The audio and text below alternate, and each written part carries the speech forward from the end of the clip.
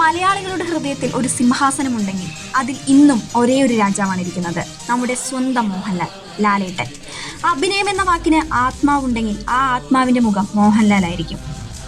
ഒരു ചിരിയിൽ 1000 മനസ്സുകൾക്ക് ആശ്വാസം നൽകുന്നവൻ, ഒരു നോട്ടത്തിൽ തിയേറ്റർ മുഴുവൻ വിറപ്പിക്കുന്നവൻ, ഒരു കണ്ണീരിൽ ലക്ഷക്കണക്കിന് ആളുകളെ നിശബ്ദനാക്കുന്നവൻ.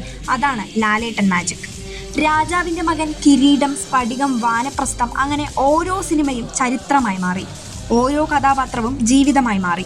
മാസ് കാണിക്കുമ്പോൾ സ്ക്രീൻ പൊട്ടും പോലെ ഫീൽ, ഇമോഷൻ കാണിക്കുമ്പോൾ ഹൃദയം നിശ്ചലമാക്കുന്ന ഫീൽ. ഇത്രയും റേഞ്ചുള്ള മറ്റൊരു നടൻ ഇന്ത്യൻ സിനിമയിൽ അപൂർവം. ഇപ്പോൾ വീണ്ടും ലോകം കാത്തിരിക്കുന്നത് ദൃശ്യം 3ക്ക് വേണ്ടി. ജോർജ് കുട്ടി വീണ്ടും വരുമ്പോൾ തിയേറ്ററിൽ ലൈറ്റ്സ് ഓഫ് ആകുന്ന ആ നിമിഷം മുതൽ ഗൂസ് ബംസ് ഗ്യാരണ്ടി.